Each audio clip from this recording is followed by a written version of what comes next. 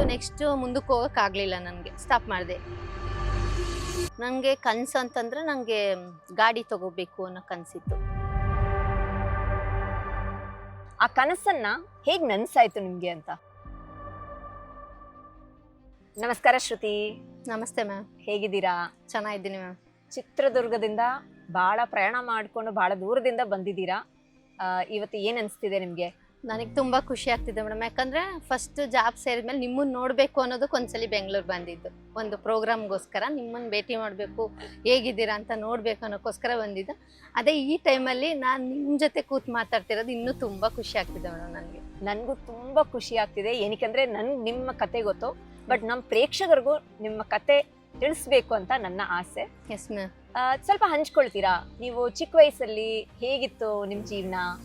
ಶಾಲೆಗೆ ಎಲ್ಲಿ ಹೋದ್ರಿ, ಕಾಲೇಜಿಗೆ ಎಲ್ಲಿ ಹೋದ್ರಿ, ಮತ್ತೆ ನಿಮ್ಮ ಅಮ್ಮ ಅಪ್ಪ ಹೇಗೆ ಸ್ಟ್ರಿಕ್ಟ್ ಆಗಿದ್ರಾ ಇಲ್ಲ ಫ್ರೀ ಆಗಿ ಬಿಡ್ತಾ ಇದ್ರಾ? ಅಂದರೆ ಚಿಕ್ಕ ವಯಸ್ಸಂದರೆ ನಮ್ಮ ಅಪ್ಪಾಜಿ ನಮ್ಮಮ್ಮ ನಾವು 4 ಜನ ಮಕ್ಕಳು ಮೇಡಮ್. ನಾವು ಅಂದರೆ ಓದೋಕ್ಕೆ ಏನಕ್ಕೂ ನಮ್ಮ ಅಪ್ಪಾಜಿಯರು ಯಾರೂ ತೊಂದರೆ ಮಾಡಿಲ್ಲ. 4 ಜನ ಮಕ್ಕಳಾದ್ರೂ 3 ಜನ ಹೆಣ್ಮಕ್ಳು, ಒಬ್ಬ ಮಗ. ಅಂದರೆ ನಾನು ಅದರಲ್ಲಿ 2ನೇಳು. ನಾನು ಓದಿದ್ದೆಲ್ಲ ನಮ್ಮೂರಲ್ಲಿ, ಅಂದರೆ ಮತ್ಕರಿಪುರದಲ್ಲೇ ಓದಿದ್ದು. ಒಂದಿಂದ ಹಿಡಿದು 10th ವರೆಗೂ ಅಲ್ಲೇ ಓದಿದ್ದು. ಆಮೇಲೆ ಕಾಲೇಜ್ ಸೇರಿದೆ. ಕಾಲೇಜ್ ಸೇರಿದಾಗ ನಮ್ಮ ಅಪ್ಪಾಜಿಗೆ ಒಂದು ಆಸೆ ಇತ್ತು, ITI ಮಾಡಿಸ್ಬೇಕು ಅನ್ನೋ ಕನಸಿತ್ತು ಅವ್ರಿಗೆ. ನನಗೆ ಕಾಲೇಜ್ ಓದಬೇಕು ಅನ್ನೋ ಕನಸಿತ್ತು. ಅಪ್ಪಾಜಿಗೋಸ್ಕರ ನಾನು ITI ಸೇರಿದೆ. ಯಾಕಂದರೆ ಅವ್ರ ಡ್ರೀಮು ನಮಗೆಲ್ಲ ಅಷ್ಟು ಮಾಡಿದಾರಲ್ವ, ಅವ್ರ ಡ್ರೀಮನ್ನು ಇದು ಮಾಡಬೇಕು ಅಂತ ITI ಸೇರಿಕೊಂಡೆ. ಲಾಸ್ಟ್ ಸೀಟು ನನಗೆ ಸಿಕ್ಕಿದ್ದು ಗೌರ್ಮೆಂಟ್ ಸೀಟು. ITI ಓದಿದ್ದೆ ನಾನು. ಅಲ್ಲಿಂದ ಓದಿದ್ಮೇಲೆ ನೆಕ್ಸ್ಟು ITI ಆಯಿತು, ನೆಕ್ಸ್ಟು ಮುಂದಕ್ಕೆ ಹೋಗೋಕ್ಕಾಗಲಿಲ್ಲ, ನನಗೆ ಸ್ಟಾಪ್ ಮಾಡಿದೆ. ಎಜುಕೇಷನ್ ಸ್ಟಾಪ್ ಮಾಡಿದೆ. ಜೆರಾಕ್ಸ್ ಸೆಂಟ್ರಿಗೆ ಹೋದೆ ನಾನು, ಯಾಕಂದರೆ ಕಲಿಬೇಕು ಅನ್ನೋ ಹುಚ್ಚಿತ್ತು ನನಗೆ. ಚಿಕ್ಕ ವಯಸ್ಸಲ್ಲಿ ನಿಮ್ದು ಯಾವ ತರ ಹಾಬೀಸ್ ಇತ್ತು, ಮತ್ತೆ ಏನ್ ಕನಸುಗಳಿತ್ತು ಆವಾಗ ನಿಮ್ದು? ನಂದು ಚಿಕ್ಕ ವಯಸ್ಸಲ್ಲಿ ಹಾಬೀಸ್ ಅಂದರೆ ಸೈಕಲ್ ಹೊಡಿತಾ ಇದ್ದೆ ಮ್ಯಾಮ್ ನಾನು. ನನಗೆ ಕನಸು ಅಂತಂದರೆ ನನಗೆ ಗಾಡಿ ತೊಗೋಬೇಕು ಅನ್ನೋ ಕನಸಿತ್ತು. ಯಾವ ಥರ ಅಂತಂದರೆ ಈ ಸ್ಕೂಟಿ ತೊಗೋಬೇಕು. ಇವಾಗ ಲೇಡೀಸ್ ಎಲ್ಲ ಹೊಡಿತಿರ್ತಾರಲ್ವ, ನೋಡ್ತಾ ಇದ್ವಿ, ಅವರೆಲ್ಲ ಅವಾಗ ಹೊಡಿತಾ ಇರೋದು ನೋಡ್ತಿದ್ವಿ. ನನಗೂ ತೊಗೋಬೇಕು ಅನ್ನೋದಿತ್ತು. ಅಂದರೆ ನಮ್ಮ ಮನೇಲಿ ಒಂದು ಎಕ್ಸೆಲ್ ಗಾಡಿ ಇತ್ತು.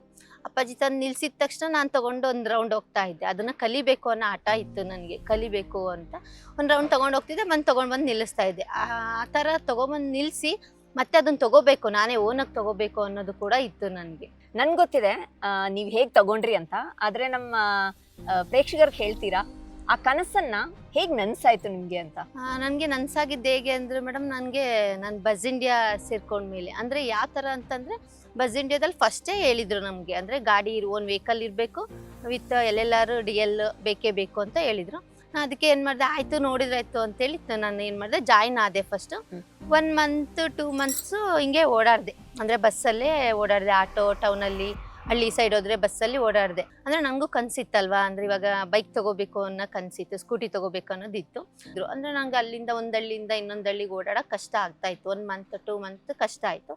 ಅದಕ್ಕೆ ನಾನೇನು ಅಂದ್ಕೊಂಡಿದ್ದೆ, ನನ್ನ ಕನಸು ಕೂಡ ಇತ್ತು, ಅದನ್ನು ನಾನು ಈಡೇರಿಸ್ಕೋಬೋದಲ್ವ ಈ ಟೈಮಲ್ಲಿ ಅಂತೇಳಿ ಮನೇಲಿ ಅವ್ರ ಹತ್ರ, ಅಂದರೆ ನಮ್ಮ ಮನೆಯವ್ರ ಹತ್ರ ನಾನು ಮಾತಾಡಿದೆ. ಈ ಥರ ನಿಂಗೆ ಕಷ್ಟ ಆಗ್ತಿದೆ, ನನಗೆ ಸ್ಕೂಟಿ ಬೇಕೇ ಬೇಕು ಅಂತ ಹೇಳಿದೆ. ಅದಕ್ಕೆ ಅವ್ರು ಏನಂದ್ರು, ಅಂದರೆ ಇವಾಗ ಸಡನ್ನಾಗಿ ತೊಗೊಳಕ್ಕಾಗಲ್ಲ, ಇವಾಗ 2 ಮಂತ್ಸ್ ಆಗಿದೆ ಸೇರಿಕೊಂಡು ಅಂತೇಳಿ. ಇಲ್ಲ ಅಂದರೆ ಇವ್ನು ಸ್ವಲ್ಪ ಹಿಂದೆ ಸೇವ್ ಮಾಡಿದ್ದಿತ್ತು, ಅಮೌಂಟ್ ಸೇವಿಂಗ್ಸ್ ಮಾಡಿದ್ದಿತ್ತು. ಅದಕ್ಕೆ ನಾನು ಹೇಳಿದೆ, ಇಲ್ಲಾಂದರೆ ಕೆಲಸ ಆಗಲ್ಲ ಮಾಡೋಕ್ಕೆ, ಇಲ್ಲ ಗಾಡಿ ತೊಗೋಬೇಕು ಅಂತ. ಅದಕ್ಕೆ ಅವ್ರು ಹೇಳಿದ್ರು, ಆಯಿತು ನಿಂಗೆ ಅಷ್ಟು ಕಷ್ಟ ಆಗೋದಾದರೆ ತೊಗೊಂಬಿಡೋಣ ಅಂತ ಹೇಳಿದ್ರು. ಅದಕ್ಕೆ ಫಸ್ಟಿಗೆ ಡೌನ್ ಪೇಮೆಂಟ್ ಅಂತ ಕಟ್ಟಬೇಕಿತ್ತು, 60,000 ಕಟ್ಟಬೇಕಿತ್ತು. ಡೌನ್ ಪೇಮೆಂಟ್ ಕಟ್ಟಿದ್ವಿ ನಾವು. ಅದೇ ರೀತಿ ಇವಾಗ ನಾನು ಕೆಲ್ಸಕ್ಕೆ ಸೇರಿದ್ದೀನಲ್ವ, ಸ್ಯಾಲ್ರಿ ಬರುತ್ತಲ್ವ, ಅದರಲ್ಲಿ ಏನಾದರೂ EMI ಮಾಡ್ಕೊಂಡ್ವಿ ನಾವು. ಯಾವ ಥರ ಅಂದರೆ ಮಂತ್ಲಿ ಇಷ್ಟು, ಅಂದರೆ 4,600 ಈ ಥರ 18 ಕಂತನ್ನು ನಾವು ಮಾಡ್ಕೊಂಡ್ವಿ. 18 ಕಂತು ಇವಾಗ ನಾನು ಕೆಲ್ಸಕ್ಕೆ ಸೇರ್ಕೊಂಡಿದ್ದೀನಿ. ಆ ಗಾಡಿ ನನ್ನ ಕನಸನ್ನು ಈಡೇರಿಸ್ಕೊಂಡಿದ್ದೀನಿ. ಮಂತ್ಲಿ ಕಟ್ತಾ ಇದ್ದೀನಿ. ಇವಾಗ ಆಲ್ರೆಡಿ 13 ಕಂತಾಗಿದೆ. ಇನ್ನು 5 ಕಂತು ಮುಗಿದ್ರೆ ನನ್ನ ಗಾಡಿ ಓನಾಗಿ ನಂದೇ ಆಗುತ್ತೆ. ಇವಾಗ ಗಾಡಿ ತೊಗೊಂಡಿದ್ರಿಂದ ಏನು ಪ್ರಯೋಜನ ಆಯಿತು ಅಂದರೆ, ನಂಗೆ ಟಾರ್ಗೆಟ್ ರೀಚ್ ಮಾಡೋಕ್ಕಾಯ್ತು. ಅಂದರೆ ಒಂದು ಹಳ್ಳಿಯಿಂದ ಇನ್ನೊಂದು ಹಳ್ಳಿಗೆ ಹೋಗೋಕ್ಕೆ ಹೆಲ್ಪ್ ಆಯಿತು. ಒಂದು ದಿವಸದಲ್ಲಿ 4 ಹಳ್ಳಿ ಬೇಕಾದ್ರೂ ನಾನು ಹೋಗಿ ನನ್ನ ಕೆಲಸನ ಮಾಡ್ಕೊಬರ್ಬೋದು. ಅದೇ ರೀತಿ ಪರ್ಸ್ನಲ್ ಅಂತ ಬಂದರೂ ಕೂಡ ಪರ್ಸ್ನಲ್ ಕೆಲಸನೂ ನಾನೇ ಮಾಡ್ಕೋಬೋದು, ಬೇರೆಯವ್ರ ಮೇಲೆ ಡಿಪೆಂಡ್ ಆಗದೆ ಇರೋ ರೀತಿ. ಸೊ ನಿಮ್ಗೆ ಖುಷಿ ಅನಿಸ್ತಿದೆಯಾ? ತುಂಬ ಖುಷಿ ಅನಿಸುತ್ತೆ ಮೇಡಮ್ ತೊಗೊಂಡಿದ್ದು. ಅಂದರೆ ಬಸ್ ಬಂದಮೇಲೆ ನಂದೊಂದು ಕನಸನ್ನು ಈಡೇರಿಸ್ಕೊಂಡಿದ್ದೀನಿ. ಅದೇ ಥರ ಇನ್ನೂ ಯಾವೆಲ್ಲ ಕನಸಿದೆ ಅದನ್ನೇ ಬಸ್ ಜೊತೆಗೇ ನಾನು ಮುಂದೆ ಕಂಟಿನ್ಯೂ ಮಾಡ್ಕೊತಾನೆ ಹೋಗ್ತೀನಿ. ನನಗೂ ಕೇಳಕ್ಕೆ ತುಂಬ ಖುಷಿ ಆಗ್ತಿದೆ. ನಿಮ್ಮ ಚಿಕ್ಕ ವಯಸ್ಸಲ್ಲಿ ಇರೋ ಕನಸನ್ನ ನೀವು ನೆನ್ಸು ಮಾಡ್ಕೊಂಡ್ರಿ.